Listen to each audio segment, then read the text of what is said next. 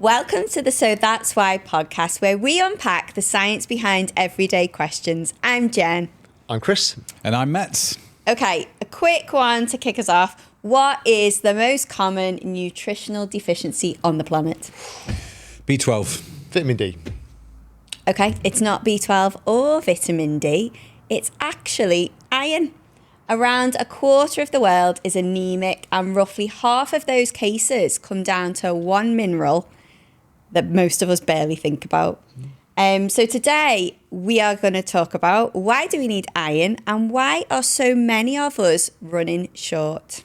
Yeah, a quarter of the world, and yet iron isn't the one trending on TikTok at the moment. Magnesium is currently the one getting all the spotlight. Vitamin D obviously gets the headlines, and iron's just sort of quietly out the back doing all the heavy lifting.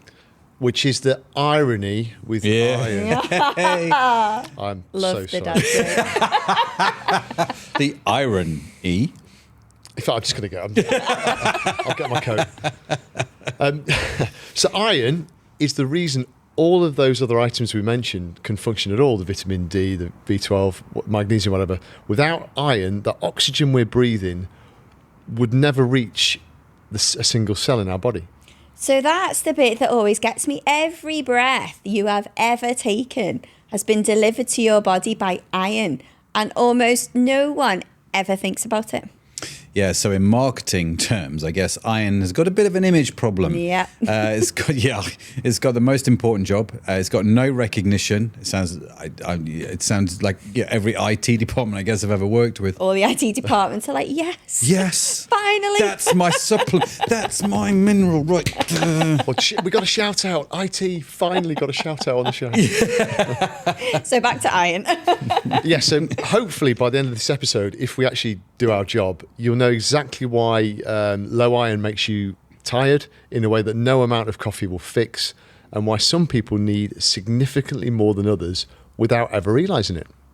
So it's always helpful, isn't it, to put like the scale of this into context. So the World Health Organization, they estimate that around 25% of the global population is anemic. So that's roughly 2 billion people. And iron deficiency is responsible for about half of those cases of anemia. It's massive, isn't it? It's huge. 2 billion people. I mean, that's an enormous number of people. It's something that most of us barely think about. I don't even know how you define 2 billion. Do you know what I mean? I can't imagine the number in my head. I know. Yeah, and it tends to creep in gradually when it comes to iron. So most people don't notice that they've been running on reduced capacity for months, sometimes even years. So where it gets really interesting clinically is a category called iron deficiency non-anemia. So your stores are depleted, you feel rough, you feel tired, you've got brain fog, you're slow to recover from exercise. I feel like maybe it's describing myself. I was thinking the same thing. I just put it down to age, but apparently not. Yeah, but you know, your hemoglobin in these cases, it hasn't fallen far enough yet to trigger a clinical anemia diagnosis on a standard blood test. Which is crazy, isn't it? So people can be properly low on iron, feeling rubbish for it. I'm not talking about you, Jen, but definitely me. And the test still sort of tells them that they're fine. Yeah, and there's a really important thing to distinguish here. So the standard test for iron measures hemoglobin, which is actually the last thing to fall.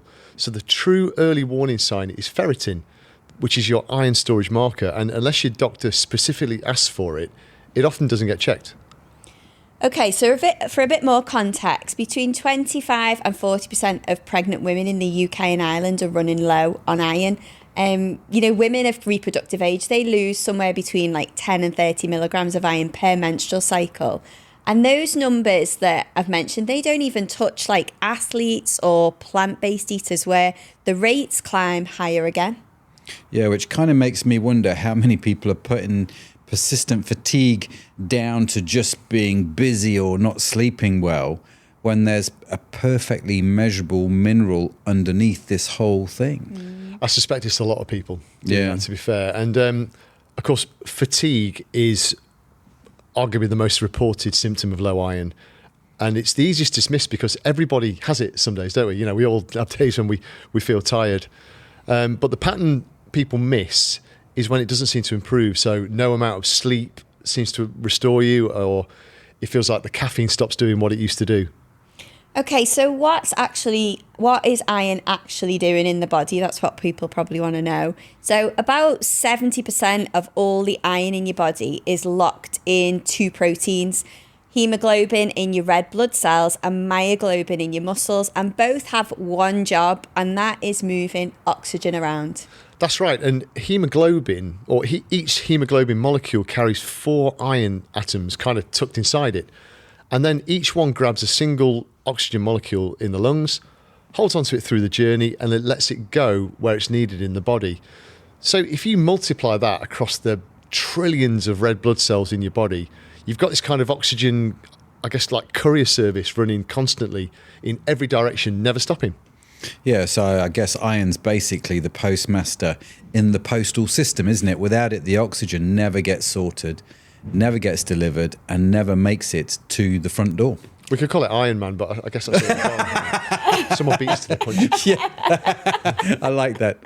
This is the Iron Man episode for the purposes of search engine optimization. Brilliant.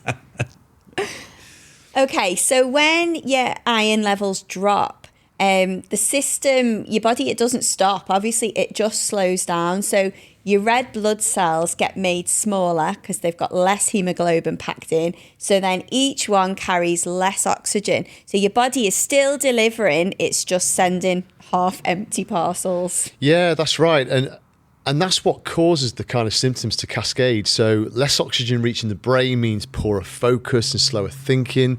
Less reaching the muscles means breathlessness and fatigue. And less reaching the immune cells means a kind of a slower recovery from any infection. Yeah, which would explain why low iron symptoms feel so scattergun, don't they? You've got the brittle nails, the brain fog, the racing heart, all at once. And I think it's easy to put that kind of thing down to different things when it's actually one mineral underneath all of it. It is, and you mentioned brain fog, Matt. So that actually does deserve its own moment because the research is striking. There was a 2023 systemic review of 13 randomised controlled trials. So they found that giving school-age kids iron supplements significantly improved their intelligence because it impacted attention, concentration and memory. So there was measurable cognitive gains from correcting just one nutrient. That's it. And we see the same pattern in brain scans. So areas of the brain involved in reasoning and problem solving, they massively depend on iron. So when these iron levels are low, the performance drops. Yeah, and that's the story from the body side, isn't it? But when we zoom out to diet, it seems to get a lot more complicated. Iron doesn't all come in the same form. There are 2 types, aren't there? There's heme, there's non-heme iron. And that difference really matters, especially if you're on a plant-based diet. So can you guys explain that a little more? Sure. So heme iron comes from animal sources. So things like meat or fish and shellfish. And heme iron's absorbed at roughly 15 to 35% kind of absorption rate, almost regardless of what else is on your plate. But non-heme iron is different. It comes from plants, eggs, fortified foods. But this absorbs much lower, so it can be anywhere from 2 to 20%, and it's massively influenced by what's around it, so what's on your plate. And the reason for the difference is structural, so a bit of would this fall in chemistry, biology, bit of both? So heme iron sits inside a porphyrin ring, and that protects it through digestion, whereas non-heme iron, that's got to be converted in your gut before it can be absorbed, which makes it much more vulnerable to anything that interferes. Yeah, so heme iron is more easily absorbed, while non-heme iron needs a bit more help, depending on what else is in the meal. Yeah, that's a really good way of putting it and a good distinction. And the biggest factor affecting non-heme iron is phytates. So phytates are found in whole grains, they're found in nuts, in legumes. And these phytates can reduce iron absorption by over 50%. But there are other things, so calcium can impact it, as well as compounds in tea and coffee and some proteins. These things can all push that absorption down further. But on the flip side, vitamin C is like a standout enhancer. So that helps convert non-heme iron into a form that your gut can absorb more easily. So even something as simple as like a squeeze of lemon on a lentil dish or a glass of orange juice with a fortified breakfast cereal can make a noticeable difference. Yeah, so if non-heme iron is harder for the body to absorb, vitamin C is really what helps make it more available. That's right. And there's an interesting bit of biology. I think it's interesting anyway. Me too, Chris. Well done, you two. We need to just go, stick our lab coats on, get on with it. Geek out in the lab. So the body tightly regulates non-heme iron. So if your iron stores are full, absorption naturally drops off. But heme iron is less tightly regulated, which means the iron balance is something to think about over weeks and months rather than a single meal. So it's not the same depending on those two forms of iron that you mentioned earlier. And that's where day-to-day habits start to matter as well, don't they? So tea and coffee are worth flagging here, as Chris said. So the polyphenols and the tannins, they bind to iron and reduce how much is absorbed. Even a cup within an hour of an iron-rich meal can noticeably reduce its uptake. Yeah, which immediately complicates life if you're British, doesn't it? Because the post-meal cup of tea it's a national institution. It is in our house anyway. Yeah, absolutely. Yeah, don't fear, Brits. It's not too catastrophic, so there's plenty of room to enjoy your cup of tea. Yay! It's just a case of considering the timing. So it's ideally just don't have it in the same hour as a meal that's meant to be topping up your iron. So give the iron time to absorb and then enjoy that lovely cup of British tea. Well, it's worth us talking about who needs to pay particular attention here, because the variation between groups is huge. So adult men, for example, under the age of 50 need around about 8 milligrams of iron a day. But then women of reproductive age need about 18 milligrams a day. And then pregnant women, they need about 27 milligrams a day. So we're talking about more than a threefold difference depending on what life stage you're in. Yeah, and that gap, I think, is bigger than I would have thought, if I'm honest. Most general health advice gets pitched in at the average, isn't it? Yeah. But iron really feels like one of those nutrients where average perhaps doesn't really mean that much. No, that's it. And you're right. The average, it just doesn't cover those different groups. And I'd say pregnancy, well, without a doubt, is the most demanding window. So the total iron requirement across the entire pregnancy is about 1 gram. So that's roughly 360 milligrams goes to the baby, mostly in the third trimester, and about 450 milligrams is used to expand the mother's blood volume. And in fact, did you know, fact fans, that the mum's blood volume increases by about 30 to 50% during pregnancy? Wow, that's a lot, isn't it? That is a lot. I wouldn't have guessed that. And so with the added need, it's fair to say pregnant ladies don't usually get enough iron, then I'm guessing solely from their diet. No, that's right. So the typical diet provides about 15 milligrams of iron per day. And we're talking about a requirement, as Jen said, of about 27 milligrams per day. So that's why routine supplementation in prenatal vitamins is recommended and absolutely essential. And just to build on that, a baby actually starts building up iron stores in the final 3 months of the pregnancy, which then sustains them for the first 4 to 6 months of life. So in a very real sense, the foundation for early infant development is being laid down even before birth. That's a properly impressive bit of biology, isn't it? When you think about it, all that buffering before the baby's even been born.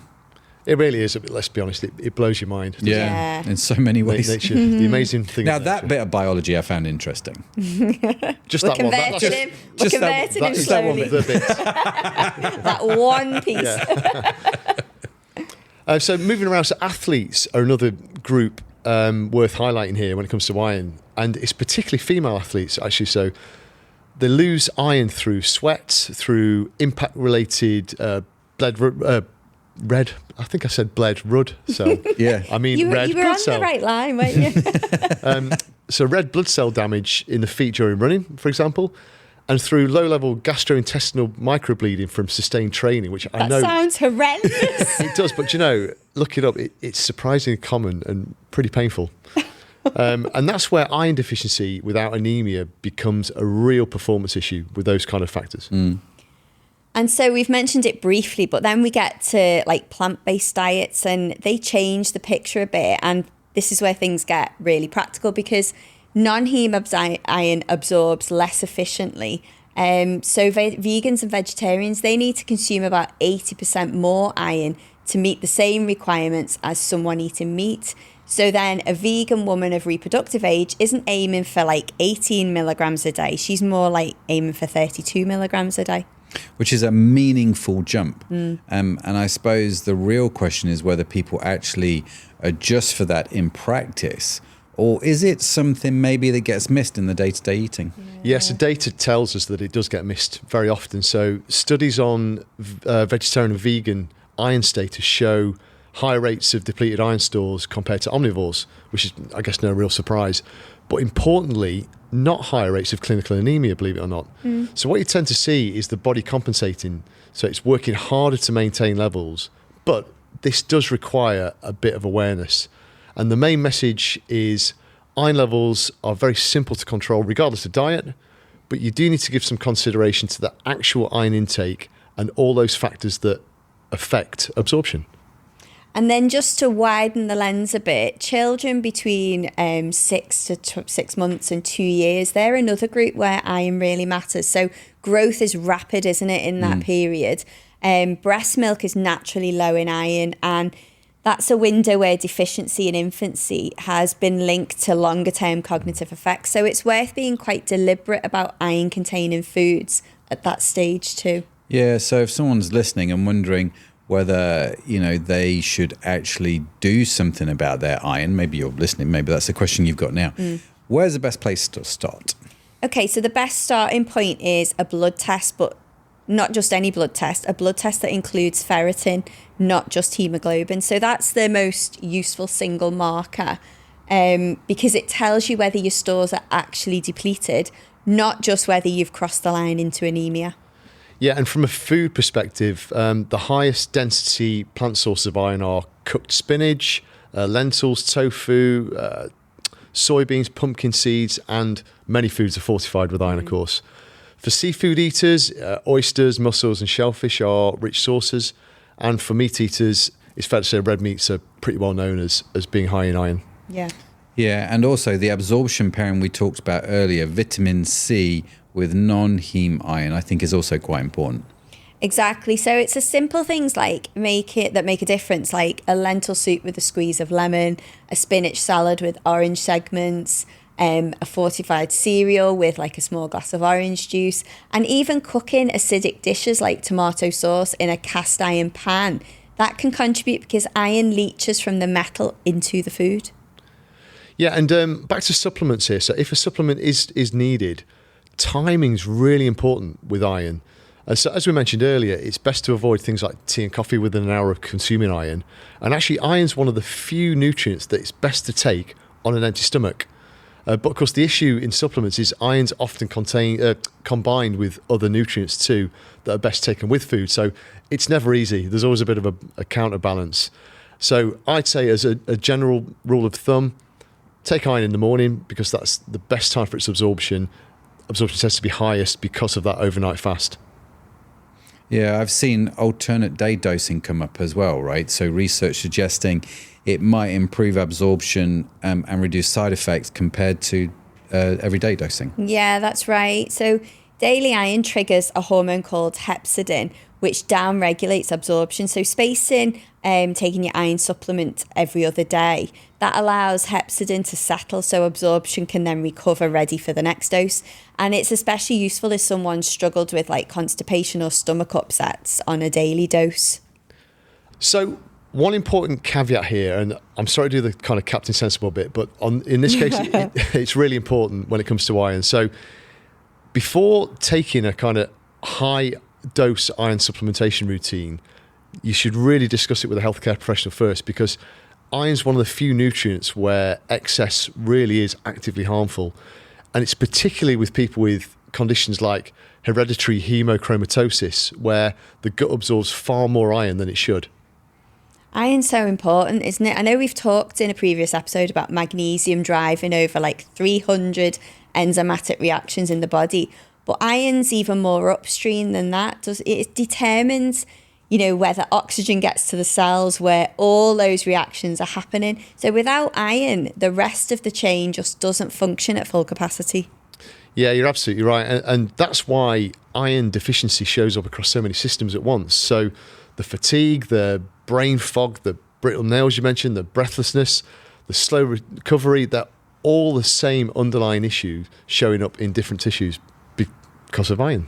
And that's also why correcting iron status when it is the cause can transform people's lives, because people often describe it as like the lights coming back on, because every system that depends on oxygen delivery suddenly has the resources it needs again.